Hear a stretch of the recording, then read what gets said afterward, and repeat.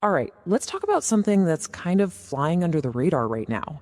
It's not just one single issue, but three massive economic forces that are all starting to hit the US economy at the exact same time. Let's dig in. First up, the job market. That number you're seeing, that's how many jobs the US lost in February 2026. Yeah, you heard that right, lost, not gained. This was a total shocker that caught pretty much everyone off guard. Second, let's talk energy. A barrel of oil just blew past $90. That's the highest it's been in over a year, and it's being driven by a conflict happening halfway around the world that's threatening to choke off a vital global supply line. And that brings us to Wall Street. 223%.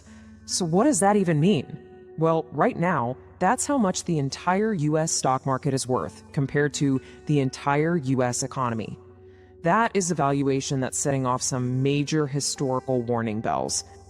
So you've got a wobbly job market, a huge spike in energy prices, and a stock market that looks stretched to its absolute limit. The big question, the one we're digging into today, is what on earth happens when these three powerful forces smash into each other all at once? The source material we're analyzing puts it in a way that really sticks with you, and it's the key idea for this whole explainer. These forces don't just add up, they multiply. It's not simple addition, it's a compounding effect. Okay, so let's break down that first piece of the puzzle, the job market. This is the bedrock of the economy, right? And the latest data suggests that bedrock is starting to show some pretty serious cracks. I mean, just look at how big this miss was. The experts, the economists, they were expecting a gain of around 59,000 jobs. But instead, the economy bled 92,000 jobs. That's not just a rounding error, folks. That is a whopping 151,000 job swing in the completely wrong direction, all in 1 month. And it's not just that one headline number. When you dig a little deeper, the story gets even more worrying. The unemployment rate, it's ticking up, now at 4.4%. And if you do lose your job, finding a new one is taking a lot longer, almost 26 weeks on average. We're also seeing real pain in specific areas. Manufacturing shed 12,000 jobs, and the federal government has cut a massive 330,000 positions since back in October 2024. You know, that hit to manufacturing jobs really makes you stop and think, because a huge promise of recent trade policy was that tariffs would actually bring back these kinds of jobs to America. So what gives? Why are they disappearing instead? Well, the economic logic, at least according to the source we're examining, is a pretty straightforward chain reaction. Step 1. Tariffs make the raw materials that American companies need, things like steel and aluminum, way more expensive. Step 2. To handle those higher costs, these companies have to tighten their belts and cut expenses somewhere else. And what's often the biggest expense? You guessed it, step 3. Labor. People's jobs are often the first thing on the chopping block. Okay, so we've got pressure building on the job front. Now let's see what happens when you pour gasoline on that fire with our second front, a global oil shock that is moving with lightning speed. This whole thing boils down to one of the most critical spots on the entire planet, the Strait of Hormuz. It might only be 21 miles wide, but it is without a doubt the world's oil jugular vein. Get this. About 1/5 of all the oil the entire planet uses flows through that narrow channel every single day. So when Iran announced it was closing or restricting access to the strait after some military action in the region, well, the market freaked out. The reaction was instant and it was harsh. Oil prices shot up by 35% in just 1 week. It's a really powerful reminder of how an event thousands of miles away can hit you directly in the wallet. And that brings us to the third front in this converging storm, the red flags popping up all over Wall Street.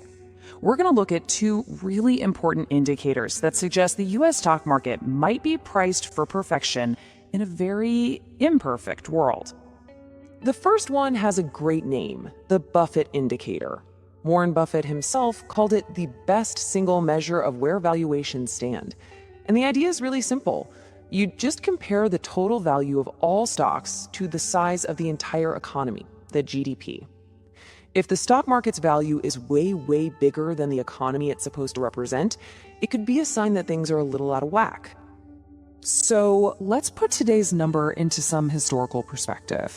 Think back to the dot-com bubble.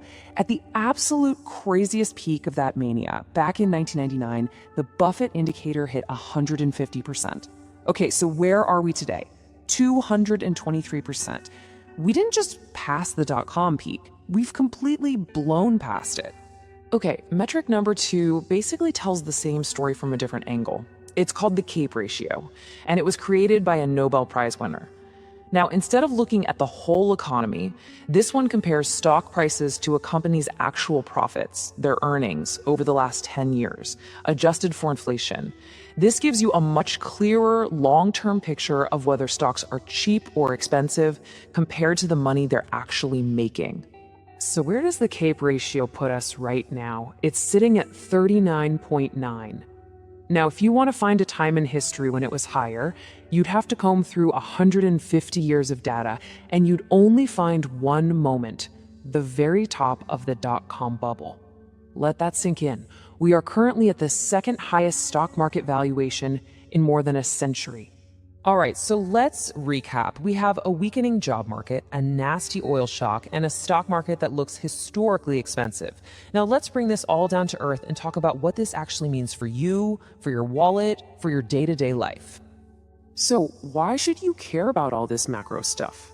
Simple, because you, the American consumer, are the engine of this whole thing. Your spending, our spending, makes up about 70% of the entire economy. That means how we feel and what we choose to do with our money literally steers the ship for the entire country.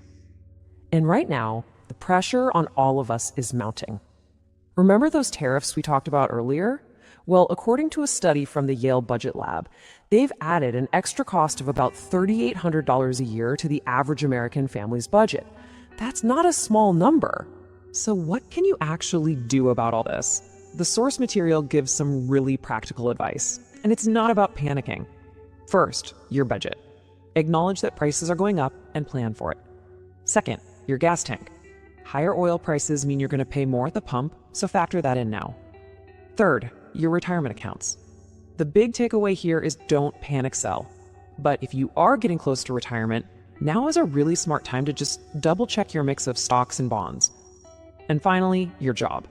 The most powerful thing you can do is focus on building up that emergency fund. Aim for 3 to 6 months of living expenses. That's your safety net. To sort of wrap all this up, the source offers a pretty grounding perspective. It's not about whether America is going to collapse. It's not.